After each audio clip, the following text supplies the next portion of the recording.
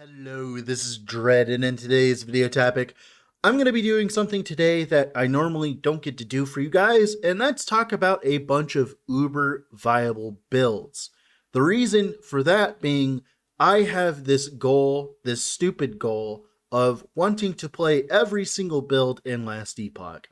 And the problem is, the amount of builds that are good enough to do Uber Aberoth versus the builds that aren't is a very massive distinction, mainly because, like, usually it's a damage thing, and I have been playing a lot of builds. It's just not all of them do Uber because they just don't have the numbers for it, because unfortunately, 11th Hour Games doesn't know how to use a calculator for some reason. So a lot of these characters and skill setups and all that don't end up being able to do Uber even with high investments, mainly just because they just haven't been given the God-given numbers to actually function. But thankfully, there's a lot of people in the community that don't have the insane goal of trying to play every single build in the entire video game like I do, which means that they can play more of the refined options that we currently have available in Last Epoch that I don't really have time for when I'm trying to play all of the trash that she threw in the bin when they forgot to use a calculator. So, now, here, the idea is we're going to be talking about 5 builds recently that a friend of mine made, Misha. Misha is a very respected member in the community. She has been a driving force in the off-meta Uber Aberoth killers because she has spent a very large amount of time min-maxing stuff. Unfortunately, it has been all offline. Now, normally, I wouldn't talk about it because of that fact, because I personally don't showcase offline gameplay and stuff like that, mainly just because I like it being legit, but it's coming from a very trusted source, someone I know and trust, a good friend of mine that has been playing the game for years, and I know that she wouldn't like try to spoof the calculations. She is much of a purist, just like me, where she just likes to play the video game. So that's why, for all intents and purposes, I'm going to completely ignore the fact it's all offline, just because, I trust Misha. So we're going to be talking about 5 builds from her repertoire of recent builds. I'll be leaving links down below to the links for all of her setups. But I'm going to be talking about 5 of them today, and all of them I chose, they all look really fun. So if you haven't already, I would heavily suggest leaving a like on the video and subscribing to the channel, as that is the best way of currently supporting me, and it's the best way to show me that you want more content like this. Now, let's talk about all 5 builds, shall we? Alright, so the first build that caught my eye out of all of these builds is the Profane Veil Warlock. This is a build that I've been wanting to play for a very long time now, but I haven't really had the time to, mainly because it's a lot more single target focused than other builds in, the game. And because of that, it didn't really have a use or a reason to exist until this patch. Mainly because, we actually have a big fat boss to go actually kill. And this time, we can play with Profane Veil. Now, if you don't know why Profane Veil does so much damage, is a combination of specific interactions. The first things off, there are profane orbs inside Profane Veil. You get a very large amount of them, and if you stack a bunch of cast speed, you can get like a bajillion of them. And each one does a very large amount of damage because they have very large amounts of more damage modifiers on the tree for Profane Veil. The only problem is you have to constantly be spamming a curse when you're outside of Profane Veil to reduce the cooldown to be able to use Profane Veil constantly. But thankfully, this is fine, to be honest, because Profane Veil makes you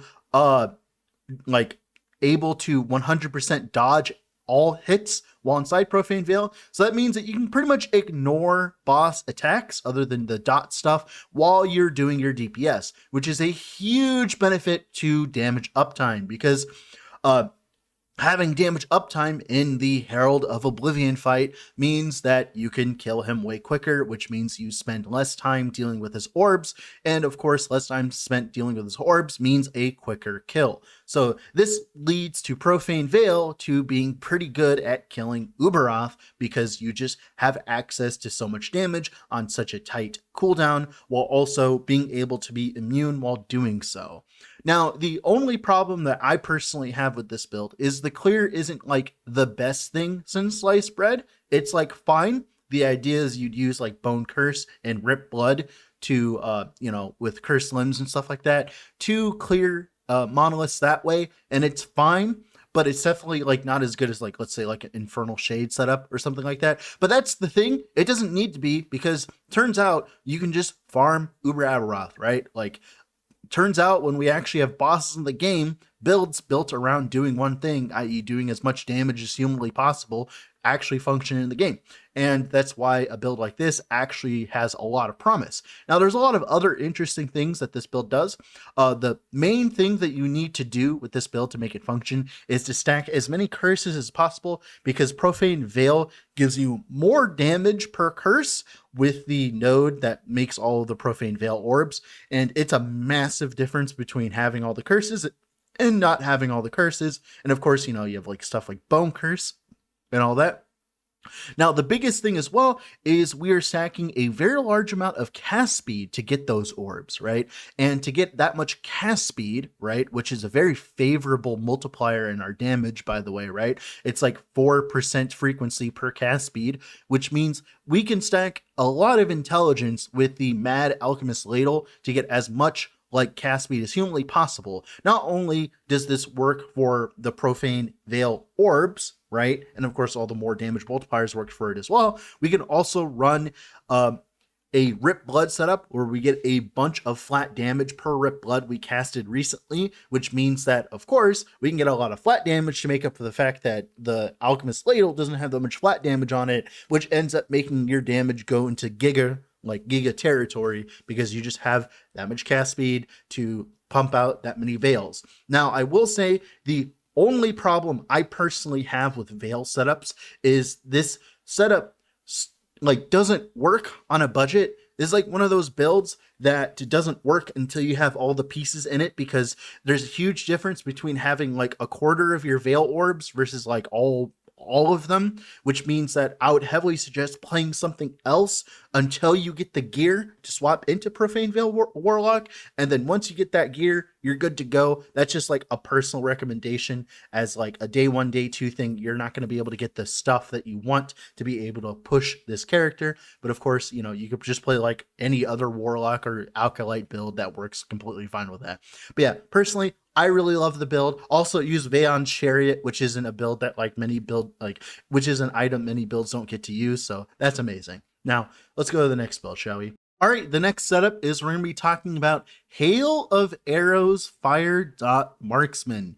So I am a very big fan of Hail of Arrows. I've played my fair share of Hail of Arrows builds. Mainly, I am a proponent of the bleed version, but unfortunately, because you have to use a unique quiver to make the build function, you don't get access to the new Giga Quiver, i.e. Crystal Wind. Crystal Wind is a gigantic buff to, of course, Hail of Arrows, as it makes your next bow attack deal a bajillion more damage, and that works really well with Hail of Arrows. And you can spam out a bunch of Hail of Arrows, make them overlap, and do a very large amount of damage to our Big Daddy Herald of Oblivion. That's pretty much it. That's really all there is for the build, and after that, because your damage scaling is so efficient and so strong, because, this is the intended way that EHG wants you to play. So of course it's very efficient and strong. This means that you can invest pretty much every shred of your gear into not dying. And turns out, Marksman, when you actually stack defenses and you don't have to worry about scaling damage because your skills don't work, that means that you can actually make a very tanky character, because you have Silver Shrouds, you have Dust Shrouds, you have all these things, and the biggest thing that has changed to make this character even better, other than Crystal Wind, is access to the helmet, the unique helmet that Ravager's Dart that casts a Heartseeker at the enemy, turns it into a throwing attack. The reason why this is so good for us is because Heartseeker's tree allows you to increase the duration of your recent Hail of Arrows cast, and the longer Hail of Arrows go, it's a direct more damage boost and makes our Hail of Arrows last longer and longer and longer.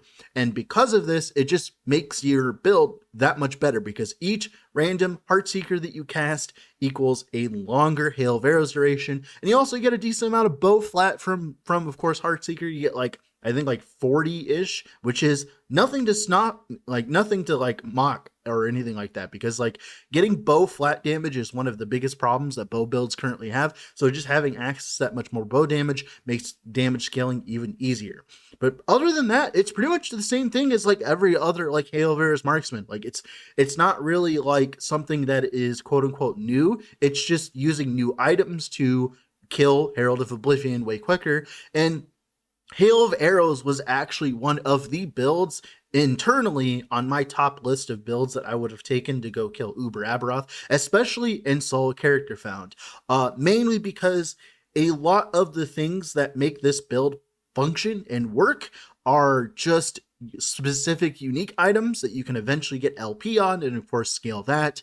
And that means that, this build ends up being really cheap, and it's also a good build for clear as well, because Hail of Arrows is not a bad skill at all. Hail of Arrows is a completely fine and effective skill by its own. You can play Bleed until you have access to Crystal Wind with good modifiers and stuff like that. There's a lot of different things you can do with Marksman. Rogue has plenty of builds, but one of the coolest things that made me choose this build specifically is the fact that we're abusing Core of the Mountain. If you don't know, Core of the Mountain is a unique chest that I don't see used often. It's a very underrated chest. Essentially, the way it works is every 15 seconds, if you get hit, you have 3 seconds worth of immortality, and these 3 seconds of immortality is amazing because of course that works on damage over time, it works on hits, it works on everything that happens in the Uber Aberoth fight. And what's cool is this is just another layer. Unfortunately, for some reason, I don't know why, but the last Epoch community, they're not really that focused on making setups that are actually tanky. They'll try to make things tanky, oh, let me just stack 11,000 ward or whatever.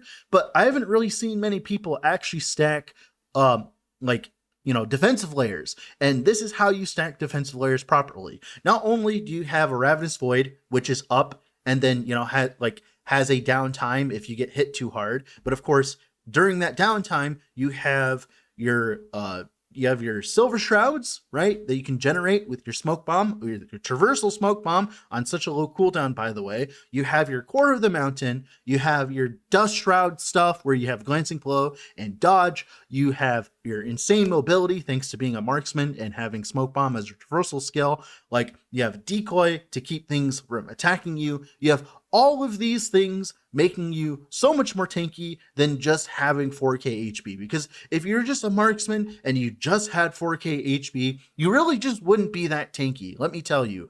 But on top of all of these things all coming together, it leads to you being absurdly tanky. Now, that's it for Hail of Arrows Marksman. I love the skill. I love the build. Personally, it's a great one. Definitely a recommend.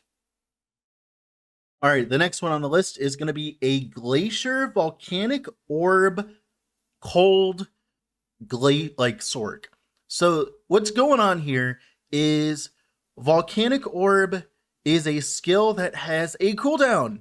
And because it has a cooldown, you really don't have that much to do while you're waiting for the cooldown to end.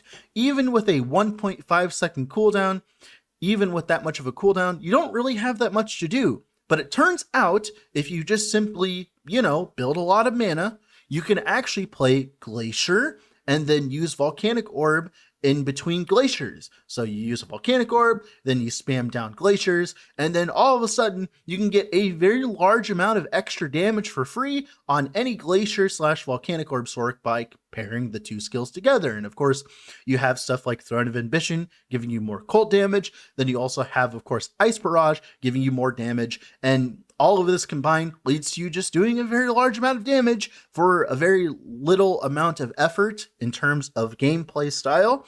Now, of course, this is one of the more gear intensive builds, mainly just because getting to 2000 mana, like you can see in the footage, is definitely not the easiest thing to do in the first place. But, you know, of course, like we're talking about Uber Aberoth capable builds, these builds are not going to be cheap. That's the whole point, is they are meant to be taking on the best content in the entire game. And of course, you know, this works. It's fine. It's great. It is pretty much the epitome of combining random builds until you find something that works, really, because, you know, turns out if you just simply cast Glacier in the middle of Volcanic Orb cast, you can have a very large amount of damage efficiency. Now, you know, if you're just playing stuff that isn't Uber Aberoth, you wouldn't need both. But of course, you know, Uber Aberoth makes having as much DPS as possible very nice, because it's an exponential game. Because the longer the fight goes, the longer the fight will take, because of all of the frailty of Uber Aberoth, all of the extra beams, because you have to spend more time dodging the beams and all this and all that, which leads to a very sad realization that if you don't have a very specific amount of DPS, there's like this DPS threshold that you need to like get to. Otherwise, if you don't meet that DPS threshold, your fight will take 2 to 3 times as long, which is not necessarily what you want out of a build that, you know, you want to be farming Uber Aberoth on, right? Which leads to the realization that, yes, we do need to cast Glaciers in the middle of Volcanic Orb cooldowns. Now, is that a little annoying? Yeah, it's annoying, but thankfully Glacier is a good enough skill that you can clear monoliths with Glacier very easily. And then, of course, for bosses, you can just plop down like a Volcanic Orb or two and just watch them wither away instantly, which means that, like, you know, the build itself isn't that annoying to play outside of bosses. You will have to learn how to skill queue. Skill queuing essentially means that if you put your skills on your bar in a correct fashion, it means that when one skill is on cooldown or cannot be cast, the other skill will cast automatically, and you just hold 2 buttons down and you'll be fine. There's like some stuff on YouTube about it as well. Pretty much skill queuing is like a meta setup for stuff like this, because it allows you to maintain high DPS uptime without needing to like constantly, you know, micromanage your keyboard, which is great. And it leads to this build actually functioning very well. Now, that's going to be it for Glacier Volcanic Orb Sorcerer. All right, the next build is going to be a Devotion mana stacking Fire Smite crit setup. The idea is we stack a lot of mana to get a lot of flat damage for Smite, and then we spam it as much as possible with as much cast speed as possible, while also being as tanky as possible because we are a Paladin.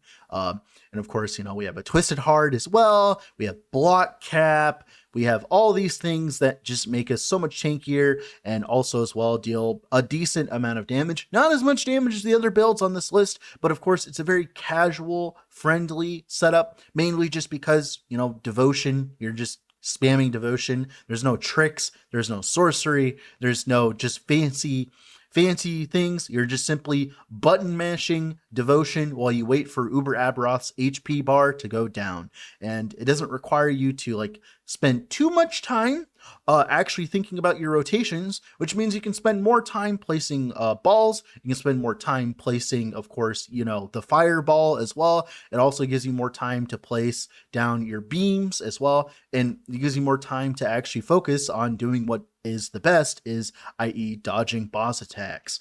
And what allows this to function so well is the automatic casting nature of Smite, where it automatically targets things if your cursor is somewhat near the enemy. If you're near an enemy and you cast Smite, even if your cursor is like away from the enemy, it will automatically target the nearest enemy, which allows you to have a lot of, like, you know, forgiveness in terms of aiming. So if you're the kind of person that doesn't have the best hand-eye coordination because you're a little bit older, or of course you had a disability or something like that, this is the kind of build that you should be looking for to kill Uber Aberoth on, as it's a very not intense build in terms of hand-eye coordination. It allows you to play the game and have fun without having to like spend too much time, you know, fussing about with your keyboard, which is like what a lot of people like in these kind of games. Now, unfortunately, the only downside with this build is you do have clear with Abyssal Echoes and of course Smite and Healing Hands. Like your clear is fine. You do plenty of damage to do content, but you're not going to be blasting like super duper blasting like the Glacier Sorc would be, or like other builds. This is very much so a build that's focused on killing Uber Aberoth specifically.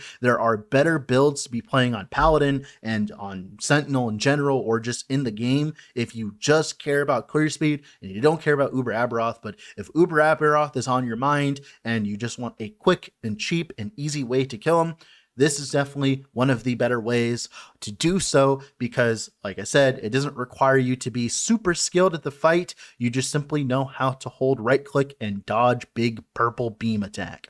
So that's gonna be it for the Devotion Smiter. All right, the last one on this list and the fan favorite, that is going to be the Infernal Shade Necromancer.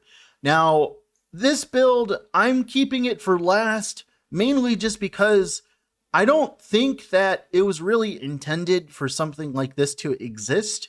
And the reason why being, let me explain. So the way that this build works is we have Summon Zombie, which then casts Infernal Shade, which, you know, normally would target an enemy. But there's a node that makes it so that Infernal Shade gets cast on the ground instead. And because of this, what ends up happening is those Infernal Shades, they get cast on the ground. And they get cast on the ground in a really weird pattern. Like, this actually got nerfed a few patches ago. They actually made it so that the casts on the ground actually randomly choose positions. But it turns out, if you just give your Infernal Shades really large amounts of area of effect, which you can very easily do thanks to its passive tree and stats on gear and stuff like that, it means you don't really have to deal with the downsides per se of the setup, which is really interesting. I don't know if this is intended or not, but it's really fucking cool, so I give two shits.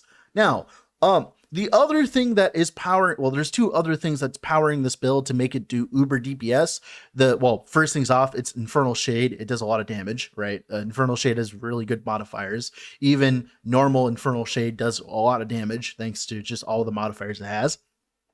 The second and third reason, the second one is casting Sacrifice. If you don't know, whenever you cast a Summon Zombie, you create a Sacrifice cast, which then of course gives all of your Infernal Shades that are out a less amount of duration, but gives them 250% more damage.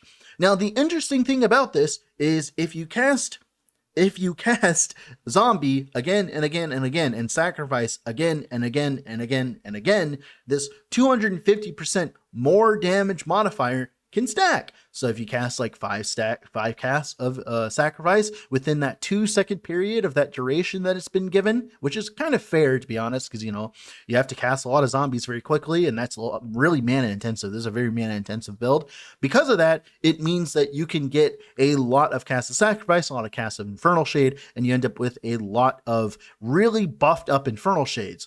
Now, another thing that really pumps this build up to the limit is being a Necromancer. The reason why we care about being a Necromancer is twofold. Shit, sorry about that. The first thing is Ghostmaker. Ghostmaker gives all your Infernal Shades a very large amount of more damage based on the amount of wraiths that you have.